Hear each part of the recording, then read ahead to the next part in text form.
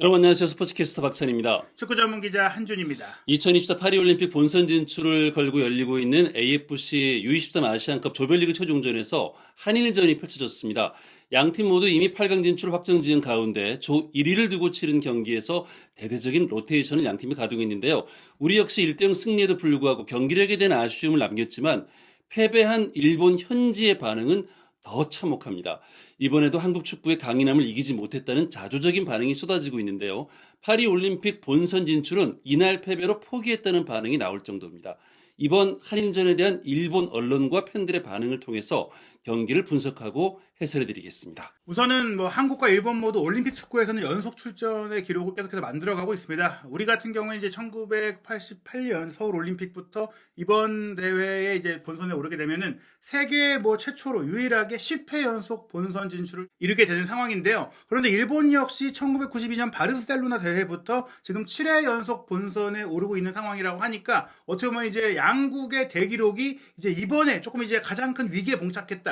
왜냐하면은 최근에 이제 아시아 축구가 지금까지는 한국과 일본이 분명히 앞서가고 있었는데 동남아시아 축구도 강해졌고 서아시아도 전반적인 수준이 올라가면서 근래에는 이제 유럽파를 한국과 일본이 분명히 많이 배출하긴 했지만 분명히 이제는 서아시아도 무시할 수가 없고 무엇보다 많은 인프라를 투자한 이 서아시아와 동남아시아 팀들의 이제 기세 속에서 우리가 이제 경기력적으로는 좀 힘든 부분들이 나오고 있거든요. 그러다 보니까 이번 한국과 일본의 경기도 8강전 대진표 어떤 팀을 만나느냐 무엇보다 개최국인 카타르를 피해야 된다는 부분에 있어서 저희가 이제 경기 전에는 어느 정도는 양 팀이 좀 주력 선수들을 낼 거다라고 전망을 했었는데 결과적으로는 양 팀이 다 거의 주전 선수들을 빼고 경기를 하는 과정 속에 경기 내용은 좀 좋지 않았거든요. 네. 그리고 그 상황 속에서 우리가 이제 75분에 코너킥 상황에서 김민우 선수의 헤더골로 1대0 승리를 거뒀는데요. 이 결과에 대해서 분명히 일본 언론은 굉장한 실망감을 표현하고 있습니다. 그렇습니다. 굴욕이라는 표현까지 썼는데 조별리그를 통과하긴 했습니다만 일본 역시 한국을 상대로는 좀 이길 거다 그렇게 예상을 했던 모양이에요. 일본의 축구 전문 매체 풋볼 채널에서 굴욕이라는 표현을 쓴 것 분명히 한국과 일본이 누가 진다고 해서 굴욕이다라는 표현을 쓸 정도는 아닌데 네. 왜 굴욕이냐. 사실 이번 대회의 조별리그 1, 2차전의 경기 내용이라든가 또 이날 경기의 내용까지 봤을 때 솔직히 물론 우리 대표팀 같은 경우에는 배준호 선수라든지 김지수 선수나 양현준 선수 같은 유럽파 핵심 선수들이 유럽의 소속팀에서 주력으로 뛰고 있기 때문에 불러올 수가 없었던 그런 전력 약화의 측면도 있었어요. 반면에 물론 일본도 유럽파가 많긴 한데 해당 팀들이 많이 보내줬단 말이에요. 즉 네. 일본의 이 연령대의 유럽파 선수들은 한국 선수들에 비해서 조금은 위상이 좀 떨어지는 상황이다. 물론 그런 상황을 감안한다고 하더라도 이번 대회의 경기력 우리가 봤을 때도 일본의 경기력이 더 좋았기 때문에 우리도 사실 이번 경기 좀 어렵지 않을까 생각을 했었는데 그러한 경기에서 우리가 이겼기 때문에 일본은 굴욕이다라는 이제 반응을 보이고 있는 것입니다. 그렇습니다. 조별리그 1, 2차전 아랍에미리트전 그리고 이제 중국전 경기 우리가 이제 무실점으로 승리를 거두긴 했습니다만 경기 내용만 놓고 본다면 조금 걱정스러웠던 게 사실이죠. 실제로 중국전 같은 경우도 역대 이제 중국전 중에 이렇게 우리가 좀 이제 고전했던 경기가 있을 것이냐 생각이 들 정도였고 중국 선수들의 결정력이 안 좋았기 때문에 우리가 사실은 기회를 얻었고 특히 이영준 선수의 개인적인 능력을 통해서 2대0 승리를 거뒀던 것인데 이번 경기도 솔직히 말씀드리면 마찬가지예요. 일본 선수들의 결정력이 조금만 더 좋았다면 우리가 2골, 3골 그 이상의 골도 내줄 수 있을 정도로 경기 내용은 밀렸습니다. 그렇습니다. 일본 팬들의 반응은 스트레스가 쌓인다. 일본 대표팀이 너무 약한 거 아니냐 이런 얘기를 했었고요. 또 한일전 패전의 이제 팬들 반응은 억울하다라는 얘기까지 나왔습니다. 이게 억울하다는 표현은 사실 일본에서 많이 쓰는 분하다라는 표현인데 이게 상대를 이제 지목해서 억울하다는 게 아니라 우리 스스로가 내가 제대로 잘하지 못해서 분하다. 나에 대한 자아 비판성 표현이거든요. 이기고 싶었다. 결정력이 없다. 이제 결승에서 한일전 하면 리벤지 할 수 있지 않겠느냐 이런 얘기들을 하고 있는데요. 무엇보다 이제 일본이 우리가 제대로 하지 못했다. 자멸 축구였다. 자폭 축구였다. 한국이 좀 강했다기보다는 우리가 너무 못했다. 그래서 스트레스를 받는다. 이런 반응들도 좀 꽤 많이 있었습니다. 그렇습니다. 자, 일본 팬들이 이제 대한민국 축구가 좀 거칠었다, 소림 축구를 보는 것 같다, 이런 얘기도 하면서 좀 어려운 경기를 했다는 걸 뭐 돌려서 얘기를 좀 했는데 20년 전 일본 대표를 보는 것 같다. 이런 얘기는 사실 일본 대표팀에 굉장한 실망을 한 표현이잖아요. 사실 최근에 보면은 일본 대표팀은 굉장히 기술적으로도 발전됐고 조직력도 그렇고 유럽 팀들과의 경기에서 좋은 모습을 보이면서 성장하는 모습이었는데 이런 팬들의 반응은 왜 이럴까요? 20년 전에 일본 대표라는 것은 20년 전에도 일본은 패스 플레이라든지 아기자기한 이런 플레이는 있었어요. 그런데 최근에 월드컵에서 성과를 내고 특히 최근에 아시아 무대에서 그리고 한국과의 경기에서 강해진 면은 이제 피지컬도 좋아지고 압박도 좋아지고 부딪혀주고 이제 뭔가 몸싸움 이런 것도 좀 강해졌거든요. 네. 거친 플레이도 일본이 하기 시작했고 그렇기 때문에 최근에 우리가 각 연령별 팀마다 붙을 때 우리가 일본을 상대로 고전하기도 했고 실제로 일본 역시 그런 면들을 보완해 가면서 조금 더 실리적인 방향으로 개선이 됐었는데 이번에 우리가 만난 일본 같은 경우에는 그런 개선된 달라진 강인함이 사라지고 정말 패스 플레이 말고는 장점을 보기 어려운 팀이었습니다. 네. 물론 이제 주전 선수들이 빠졌던 부분들도 영향을 미쳤겠지만 오늘의 이 한일전의 일본만큼은 정말 과거 패스만 좋고 나머지는 낙제점인 그런 일본이었고요. 그 과정에는 역시 결정력의 문제가 있었죠. 그렇습니다. 이렇게 되면 일본은 8강에서 개최국인 카타르를 만나게 되는데 8강에서 카타르를 만난다는 건 굉장한 부담을 안게 되었습니다. 팬들의 반응을 봐도 치명적인 결정력이었다. 결정력이 좋지 않았다. 이런 것들 때문에 카타르전은 상당히 힘들 것이다라고 예상을 했고 안녕히 얘기해서 올림픽 연속 출전. 이건 좀 힘들다라는 얘기잖아요. 네, 게다가 이제 이 세대는 골짜기 세대라는 표현도 나왔는데 실제로 사실 뭐 일본이 최근에 그래도 쿠보나 미토마나 그 외에 뭐 도안 리치나 많은 좋은 선수들을 막 배출해냈던 도쿄 올림픽 세대가 있었는데 그 세대 이후의 선수는 조금은 이제 그늘에 가려져 있는 그런 모습도 있었거든요. 다만 현 세대 선수들이 바로 2년 전에 있었던 2022 AFC U23 아시안컵에서는 우리와의 8강전에서 3대0 완승을 거뒀고 네. 그때 사실은 뭐 일본 같은 경우에는 2살 어린 선수를 참가시켰기 때문에 후지차라든지 뭐 그 당시에 경기를 뛰었던 호소야라든지 이런 선수들이 아직도 남아있는데 문제는 그 선수들이 그 2년 사이에 생각만큼 성장을 해주지 못한 거 아니냐 이런 얘기 속에서 일본에서는 이 세대에 대해서 골짜기 세대다 이런 표현이 나오고 있는 것입니다. 네, 이제 선수들 탓도 합니다만 이제 감독에 대한 얘기도 있었어요.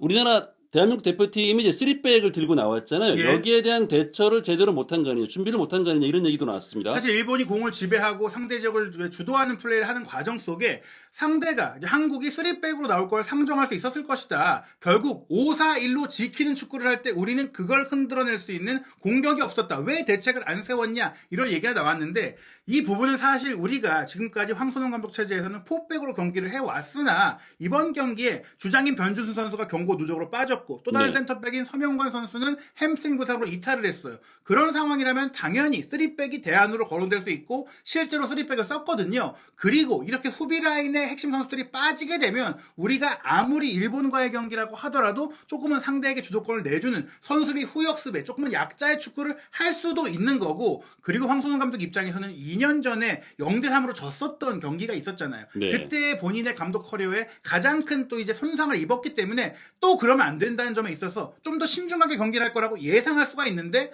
오이와 일본 감독은 대체 뭘 준비한 거냐? 오히려 황선홍 감독이 이 경기를 로테이션을 돌리면서도 잡기 위해서 굉장히 실리적인 전략을 구상을 했는데 오이와 감독은 대체 로테이션만 하고 어떤 해법도 없고 상대에 대한 이런 밀집 수비를 뚫어낼 수 있는 방법도 못 찾고 뭐 한 거냐라는 지적이 나온 겁니다. 그렇습니다. 2년 전에는 뭐 이강인 선수라든가 이제 우리 대표팀의 전력이 지금보다 뭐 나쁘다라고 표현할 수도 어려웠잖아요. 오히려 이제 우리 대표팀의 전력은 그때 아시안 게임을 앞두고 있었기 때문에 네. 그 아시안 게임은 솔직히 한국 축구의 입장에서는 물론 올림픽도 메달을 따면 뭐 병역 혜택이 있긴 하지만 솔직히 쉽지가 않아요. 근데 아시안 게임은 금메달을 따야 하는 상황이긴 하지만 더 가능성이 높거든요. 그래서 선수들이 그 연령대로 그 당시에 24세 이하 팀이 참가를 했어요. 네. 아시안 게임 전초전이었단 말이에요. 그래서 더 열이 더 강했는데 반면에 일본은 바로 이 파리 올림픽을 준비하던 2살 어린 팀이었는데 그 팀에 우리가 0-3으로 졌던 것은 황선홍 감독이 조금 공격적이고 도전적이었던 전술이 일본의 실리 축구에 당했던 거거든요. 그때는 오히려 전략적으로도 일본이 더 우수했었는데 이번 경기는 그런 면도 뒤진 데다가 어떻게 보면은 그때 우리가 졌던 게 또 우리 선수들 입장에서는 동기부여가 되지 않았을까. 네. 지금 보시면은 이번 경기를 앞두고 이 세대의 일본 선수들이 우리가 한국 킬러다 뭐 이런 얘기까지 했다고 하는데요. 정작 이 경기에서의 보였던 정신력을 봤을 때는 일본 팬들이 이렇게 얘기했어요. 한국이 강했다. 일본은 기회를 만들어도 결정하지 못하더라. 대표팀의 경기를 봤는데도 뜨거워지지 않는다. 뭐 잘하는 선수도 있고 강한 선수도 있는 것 같긴 한데 진흙탕 같은 탐욕스러운 선수가 없는 것 같다. 이게 이제 어찌됐거나 사력을 다해서 악과 깡으로 승리를 위해서 달려드는 선수가 없다는 것인데 이게 또한 한국 축구의 좀 강점이잖아요. 그렇습니다. 정말 일본의 축구는 옛날부터 한국에 너무 약하다. 무엇보다 일본은 싸우기 전부터 한국 상대에게 겁을 먹는 것이 정말 한심하고 마음에 들지 않는다. 뭐 정신력에서부터 좀 차이가 났다. 이런 표현인 것 같아요. 최근에 바로 이런 문제들을 일본 축구가 꽤 극복해 왔는데 이번 대표팀은 바로 그런 면에서 또 한 번 한일 축구의 차이를 드러냈다라는 일본 내 자조적인 반응이 나온 것입니다. 그렇습니다. 우리 이제 국내 팬들은 아마 이제 황선홍호의 경기력에 대해서 마음에 들지 않을지도 모르겠습니다만 우리 선수들은 최근에 일본과의 상대 전적에서 열린물 대표팀도 그렇고 성인 대표팀도 그렇고 계속 고전해 왔었잖아요. 사실 이게 이제 말씀하신 대로 일본은 이제 한국의 강점들을 배우기 위해 그런 부분들을 채워갔고 네. 또 우리는 패스 플레이, 빌드업 이런 것들 일본의 강점을 또 배우고 채워왔던 상황인데 근데 이번 경기는 정말 과거 구시대의 한일전을 보는 것 같았어요. 그랬어요. 우리는 네. 솔직히 말씀드리면 근래에 봤던 그 어떤 경기보다도 패스도 안 되고 공격도 안 되고 뭐 아무것도 안 됐어. 솔직히 우리도 이거 실망스러웠잖아요. 사실 네. 이 경기 졌다면 우리 역시 굉장한 비판 여론이 나왔을 건데 다만 우리가 역사적으로 한일전에서 보여왔던 그 정신지역 오늘만큼 뭐 선수들이 머리도 밀고 온몸 던지고 파울도 불사르면서 솔직히 조금 이제 거친 축구, 투박한 축구로 우리가 일본을 잡았거든요. 다만 우리 입장에서는 일본 팬들이 이제 그 정신력에서 밀린 것처럼 우리는 또 우리가 지기껏 지금까지 패스 축구, 기술 축구 많이 끌어올려왔는데 이런 수준의 축구를 또 해야 되느냐 이런 우리 팬들의 아쉬움이 있지만 결과적으로는 또 이긴 팀이 옳은 거 아니냐. 그러다 보니까 일본 팬들은 한국에 대해서 좀 존중하는 반응들이 많이 나왔습니다. 그렇습니다. 특히 이제 후반전 54분이었나요? 그 정상빈 선수와 일본 선수의 이제 그 눈싸움도 있었고 몸싸움도 치열하게 전개됐고 그때부터 경기가 조금 뜨거워졌던 것 같아요. 자, 한국은 확실히 거칠었지만 승리에 대한 집념이라든가 기백은 일본을 훨씬 웃돌았다라고 얘기를 했습니다. 그리고 이제 뭐 이기고 싶다는 마음이 전해지지 않는 경기였다. 일본 대표팀을 바라보는 일본 팬들은 저렇게 이제 이기고자 하는 마음에서도 차이가 났다라고 본 것 같고요. 너무나 아쉬운 세대였다. 한일전은 지면 안 되는 거야. 옛날부터.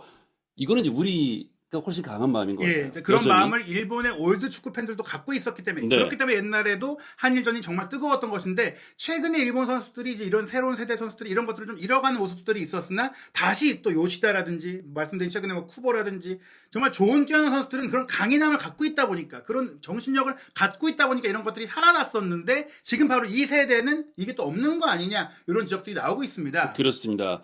자, 일본의 이제 결정력 운운은 뭐 여전하니까 기대는 안 하고 할 말은 없지만 좀 차이가 났다라는 얘기죠. 예, 경기에 임하는 마음, 결정력의 문제도 있지만 그 결정력조차도 애초에 좀 떨어지는 것은 맞지만 정신력에서 오는 거 아니냐. 네. 정말 이기고 싶고 정말 집중했다면 정말 그 마음이 강했다면 골을 넣을 수 있었을 텐데 이런 경기 이번 한국과의 경기에서는 그런 기미가 보이지 않았다라고 이야기를 했고요. 그러면서 스스로 일본이 우리는 축구 후진국이다 이렇게 얘기를 했어요. 이게 어떤 얘기냐면 전술적으로 인프라적으로 뭐 시스템적으로 분명히 일본 축구가 우리보다 많이 앞서 나가고 있는 부분들이 있거든요. 하지만 결국에 축구라는 스포츠가 11명이 한 팀으로 뭉쳐서 어떻게 보면 11명을 넘어서 23명, 뭐 30명 이 팀 전체가 완전히 이제 정신적으로 무장하고 경기를 해야 되는데 그런 면에 있어서 여전히 일본이 부족한 거 아니냐 이런 이제 자아 비판이 나오고 있는 것입니다. 네. 자, 일본에는 또 이제 한국과 같은 정확한 키커가 없다.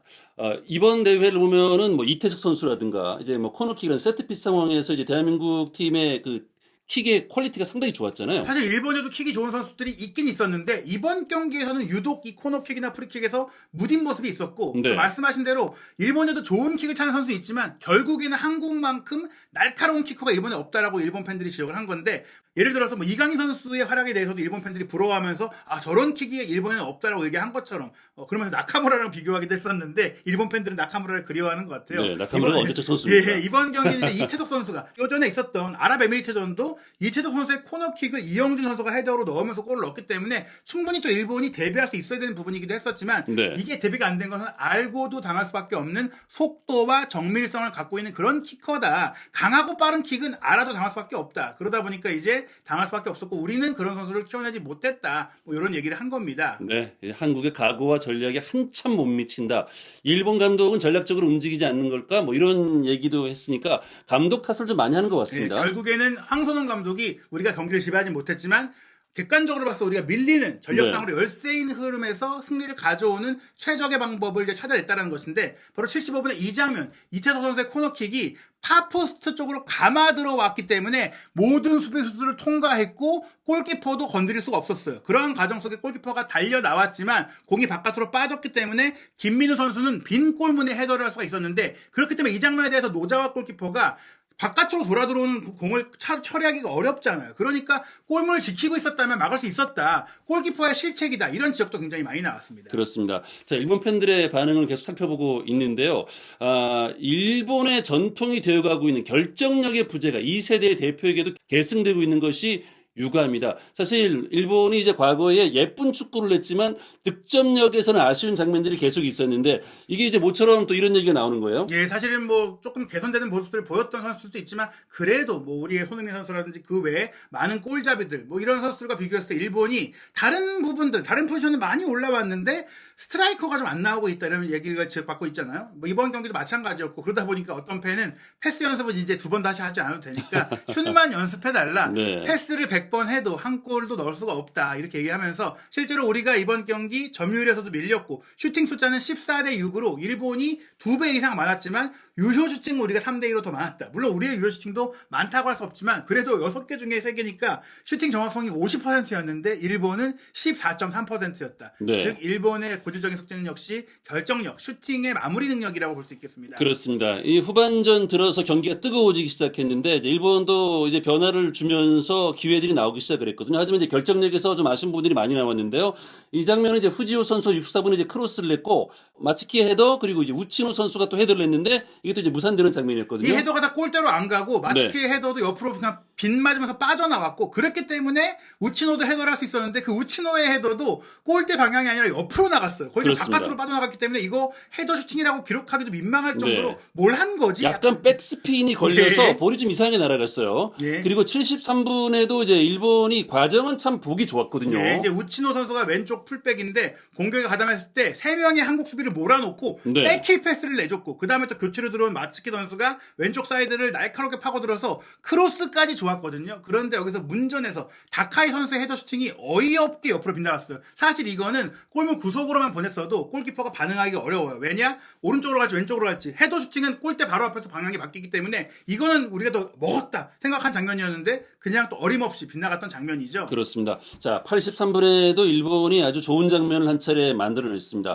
문전에서 여러 차례 슈팅이 있었어요. 네. 코사야의 슈팅도 우리의 6탄 수비에 막혔고 마츠키의 슈팅도 막혔고 이어서 후지타 선수가 슈팅하는 척하면서 왼쪽으로 빼줬을 때 이때 좀 우리 허를 찔렸거든요. 사토 케인이 우리 백종범 골키퍼가 1대1 상황을 맞이했는데 여기서 바로 앞에 이제 수비수도 없는 상태 6탄 수비를 할 수 없는 상태에서 때린 슈팅이 골대 앞에서 바운드 되면서 크로스바를 넘겼습니다. 그렇습니다. 그래서 이제 일본 현지에서는 사토 케인이 좀 해리 케인처럼 결정력을 좀 가져가야 된다 이런 얘기를 하더군요. 예, 그리고 사토 케인이 왜 이 나이에도 2군에 있는지를 알 것 같다라는 좀 자조적인 반응 속에서 이 세대는 끝장이다. 이 세대는 네. 골짜기 세대다. 이런 얘기가 나왔는데 사토 케인에 대한 비판도 굉장히 많았습니다. 기대가 큰 만큼 좀 아쉬웠던 모습. 특히 이 장면은 바운드 시키지 말고 제대로 임팩트만 됐어도 골이 될 수 있었던 장면이었죠. 그렇습니다. 자, 경기 종료 직전이죠. 추가 시간 3분이 적용되는 상황에서 일본이 또 한 번 기회를 얻었어요. 예. 오른쪽에서 야마모토 선수의 이제 코너킥을 호소야 선수가 헤더를 냈는데 이게 마치 수비수가 골키퍼한테 백패스 하듯이 그렇게 됐어요. 힘도 약했고 정면으로 왔는데 그러면서 일본 팬에 느껴진 게 재밌었던 게 아니 왜 일본 선수들의 슈팅은 골대를 벗어나는 거 아니면 골키퍼 정면으로만 가냐. 네. 골대 구석으로 차는 게 슈팅의 정석인데 번번이 다 이렇게 되니까 이거 뭐냐 대체 어떻게 된 거냐. 심지어 웃음이 나올 정도였다. 이렇게 얘기할 정도였거든요. 그렇습니다. 일본의 공세가 계속 이어졌습니다. 거의 이제 경기 종료 직전 추가 시간 7분에 나왔던 장면인데 이거 한다 선수의 이제 크로스 연결을 사토 선수가 또 해드렸는데 이거는 또 이제 왼쪽 골포스트를 때렸어요. 사실 이제 이 경기가 우리가 1, 2차전까지 일본과 골득실까지 뭐 다 똑같았기 때문에 네. 여기서 골을 내주고 비겼다면 승부차기로 조 1위를 가릴 수 있게 됐기 때문에 끝까지 일본이 몰아쳤거든요. 근데 이 상황에서는 솔직히 골대의 불운이라고 하기도 뭐한 게 이 헤더 슈팅이 너무 바깥으로 빠졌기 때문에 골포스트의 바깥쪽을 받고 나갔어요. 그래서 저는 헤더가 되는 순간 이거 안 들어갔다 생각이 들 정도였거든요. 결국 이것도 사실은 제대로 임팩트만 머리를 갖다 댔으면 사토 케인이 골을 넣었어야 하는 장면이었다. 결국에는 일본의 극악한 결정력이 패배로 이어졌다고 볼 수 있겠습니다. 그렇습니다. 자, 일본 팬들의 반응을 보면은 한국도 좀 약해졌다. 그런데 그런 약한 한국을 상대로 못 이긴 일본이 좀 한심하다라고 얘기를 했어요. 예, 사실 뭐 이번 경기는 솔직히 말씀드리면 우리가 뭐 아무리 최근에 일본 축구가 발전하고 또 좋은 모습을 보인다고 하더라도 내용상 너무 밀렸어요. 네. 그러다 보니까 우리가 진짜로 5-4-1 완전 역습 수비, 밀집 수비하다가 역습하는 우리가 거의 뭐 미드필드 축구가 없었어요. 롱볼 때려놓고 그리고 코너킥이나 세트피스에서만 노리는 솔직히 말씀드리면 우리가 일본을 상대로 정말 약자의 축구를 하면서 꾸역꾸역 이긴 거거든요. 네. 그런 상태에서 일본 팬들이나 일본 언론이 역시 한국이 강인하구나 이렇게 얘기한다고 저희가 기뻐해서는 안 돼요. 왜냐면 우리도 이게 옛날 90년대까지나 보였던 축구지 이제 우리가 유럽파도 많이 배출하고 기술적인 선수, 주도적인 축구 그런 축구로 우리가 카타르 월드컵에서 16강도 갔는데 다시 이제 회귀한 거 아닙니까? 저는 분명히 우리가 이 경기를 이겼지만 앞으로도 이렇게 이겨야지 이렇게 생각하면 절대 안 됩니다. 황선홍 감독이 솔직히 말씀드리면 이 경기 본인도 굉장히 이제 답답한 표정을 경기 중에 많이 지었고 이겼지만 웃지 않았거든요. 즐거워하지 않았거든요. 본인도 알 거예요. 이런 축구를 또 반복한다면 우리가 파리 올림픽에 갈 수 있을지도 불투명하고 간다고 하더라도 이런 축구로 우리가 어떤 결과를 얻겠느냐. 우리 축구 팬들의 순위도 높아졌고 우리 축구 팬들이 이제는 단순히 경기 결과만이 아니라 내용적으로도 좀 이제 성장한 모습을 보고 싶어 하는데 이런 모습이라면 사실 일본 팬들이 얘기하는 한국 축구 좀 약하다. 이 말을 저희는 이제 인정할 수밖에 없는 그런 상황이겠죠. 그렇습니다. 일본을 상대로 이기긴 했는데 뭐 일본 팬들의 좀 냉정한 반응이었습니다.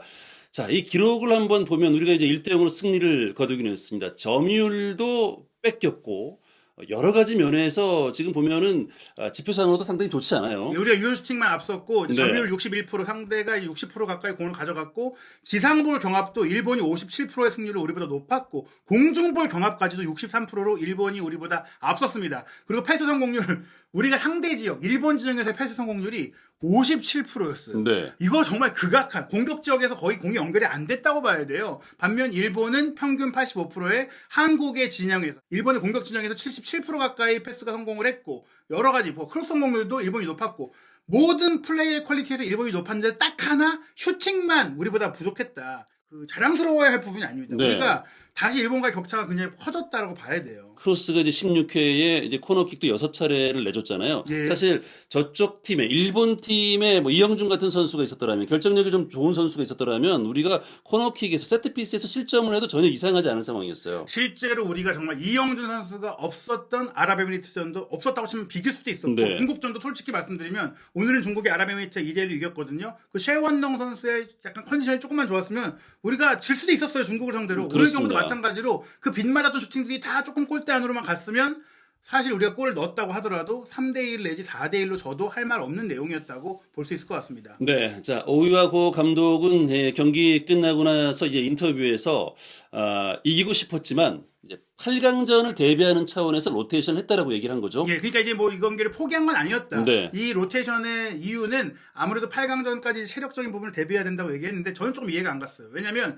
일본은 이미 1, 2차전에도 꽤 많은 선수들을 섞어서 경기를 했거든요. 그리고 무엇보다 일본 팬들도 이해하기 어려운 게 B조 1위를 해야지 개최국인 A조 1위 카타르를 피할 수 있어요. 카타르는 말씀드린 대로 아시안컵 2회 연속 우승팀인데다가 지금 홈팀이기 때문에 기세가 굉장히 좋고 조별리그에서도 굉장히 기세가 좋았기 때문에 피하는 게 좋아요. 그렇다고 물론 신태용 감독이 인도네시아를 무시해서는 안 됩니다. 인도네시아를 만나면 이길 수 있다 이런 건 아니지만 그래도 개최국은 원래 어렵기 때문에 일본 팬들도 지금 무슨 소리냐 이런 얘기를 다 하고 있죠. 그렇습니다. 카타르, 사우디, 한국 순 이렇게 지금 얘기를 한 거는 좀 피하고 싶은 팀을 얘기를 한 거고요. 그래도 이제 인도네시아나 우즈베키스탄 이런 팀들을 만나는 게 그래도 좀 낫지 않느냐 뭐 이런 생각을 일본 팬들이 하고 있는데 일본이 지금 카타르를 만나게 된 거잖아요. 예, 그러면서 이제 한국전을 이겼다면 거의 파리 올림픽을 출전을 결정할 수 있을 정도의 중요한 경기였는데 지고 말았다. 하필이면 네. 또 로테이션을 했다. 일본에서는 이 로테이션을 턴오버라고 얘기하는 것 같더라고요. 오늘 한국전은 로테이션을 할 경기가 아니라 조별리그에서 가장 중요한 경기였다. 그러니까 양 팀 다 총력전을 했어야 된다. 2승을 했기 때문에 8강전을 진출 확정했으니까 쉬어가는 경기가 아니다. 이런 경기를 어떻게 로테이션을 쓸 수가 있느냐. 시작부터 선발 명단부터 잘못이 됐다. 모든 것을 쏟아냈어야 했다. 결승 토너먼트의 조합을 생각하지 않았다. 왜냐? 8강에서 카타르를 만나게 되는 것뿐 아니라 4강에서는 사우디를 만날 수도 있기 때문에 가시밭길이 되기 때문에 이번 경기는 이겨야 했다는 겁니다. 네. 자, 63분에 이제 선수 교체를 통해서 변화를 가져갔는데 주전 선수들인 마츠키, 사토, 후지타를 급하게 내보냈습니다. 그리고 이 선수들이 들어오자마자 지리하던 경기 앞서 보여드렸던 그 빗나갔던 장면들 있잖아요. 네네. 그게 64분부터 장면이었거든요. 그렇죠. 이 선수들이 들어오자마자 폭풍 같은 슈팅이 네. 나왔는데 물론 못 넣었죠. 근데 이 못 넣었던 게 저는 이렇게 생각했어요. 이 선수들이 이전 경기 물론 이제 1, 2차전도 기회에 비해 골을 많이 못 넣긴 했거든요. 그러나 기회가 더 많았잖아요. 그리고 마음이 끌려가는 이제 마음이 시간이 얼마 안 남다 보면 끌려가게 되면 당연히 슈팅이 더 빗나가고 어린 선수들이잖아요. 네. 그렇기 때문에 이 선수들이 차라리 초반부터 쪘다면 그리고 로테이션을 돌렸으면 아예 이 선수들을 안 썼어야 되는데 황선홍 감독처럼 이영준 선수를 아예 쉬게 한 것도 아니고 이 선수들을 차라리 먼저 투입해서 골을 따다닥 넣고 빨리 빼줬으면 그게 낫지 않았겠느냐. 만약에 쉬게 하고 싶었다면. 그렇기 때문에 이거는 오이와 고 감독의 실책이다라는 반응들이 굉장히 많습니다. 그렇습니다. 로테이션 하는 것은 알겠는데, 지금 이 조별리그 3차전 경기에서 이제 일본이 패했기 때문에 일본 팬들은 로테이션도 이해할 수 없는데 골키퍼까지 왜 바꿀 필요가 있었냐 이런 얘기인 예, 거예요. 뭐 몇 명은 바꿀 수 있다. 뭐 한국도 네. 바꿨으니까. 물론 3차전이고 8강이 확정됐으면 풀 전력으로는 안 나와요. 그래도 일부 핵심 선수는 넣을 수 있고 또 하나 중요한 게 이날 이 노자와 골키퍼가 말씀드린 코너킥 상황에서도 실책이 있었지만 그 외에 경기 전반적으로 불안정해 보였거든요. 골키퍼를 왜 바꾸냐? 사실 골키퍼는 체력 소모가 뭐 사실 별로 없어요. 사실 네네네. 솔직히 말하면 없거든요. 그냥 풀시즌을 다 뛰잖아요. 유럽 대항전 나가는 그런 팀들도 뭐 60경기씩 뛰어도 이게 이 선수를 로테이션 해주는 이유가 후보 골키퍼도 좀 뛰어야 되니까 로테이션 하는 거지 지쳐서 빼주는 게 아니거든요. 우리도 로테이션 하긴 했죠. 일본도 이제 일본은- 패하니까 이런 얘기가 나오는 아니, 거고. 우리 같은 경우에 이제 후보 골키퍼도 잘하니까. 네. 일본은 저가 너무 못한다 이거죠. 일본의 고쿠보 선수는 벤피카에서 뛰고 있는 혼혈 선수. 정말 그 운동 능력이 남다른 그 선수인데. 1차전 때 그런 모습을 보여줬잖아요. 예, 그랬는데 이 선수를 왜 바꿨느냐. 네. 대표팀 경기는 그러니까 이 경기는 파리 올림픽 예선이고 육성의 장소가 아니라 실전이다. 지금 골키퍼 왜 바꿨냐. 이렇게 좀 얘기를 한 겁니다. 그렇습니다.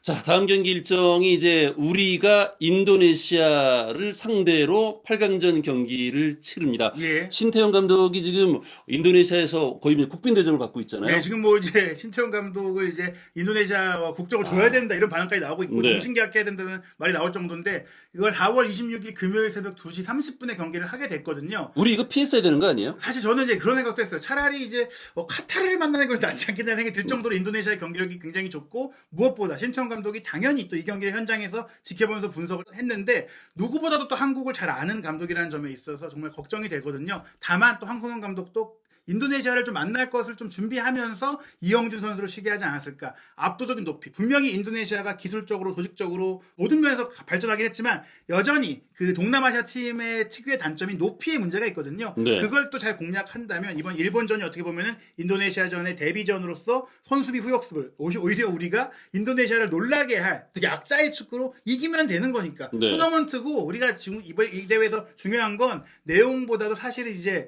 본선 진출을 티켓을 얻는 것이고 본선에 가면 또 이번에 소집하지 못한 선수들이 다 오게 되니까 그때 또 만들어갈 수 있다. 그런 면에 있어서 인도네시아전은 정말 이기기 위한 경기를 하지 않을까 생각이 됩니다. 네, 이제 4강전 경기는 우리 시간으로 4월 29일 월요일 오후 11시니까 시청하기 상당히 좋은 시간대네요. 네, 인도네시아전만 잘 넘긴다면 이제 우리 팬들이 좀 보기 좋은 시간대에 경기를 치를 수 있는 또 일정이 됐거든요. 과연 우리가 이제 신태용 감독과의 맞대결에서 어떤 경기를 펼칠지 조별리그에서 드러났던 이런 경기력적인 아쉬움을 또 해소할 수 있을지도 지켜봐야 할 것 같습니다. 네, 자, 한준TV의 구독, 좋아요, 알림 설정을 통해서 아시안컵 U23 선수들의 활약 놓치지 마십시오.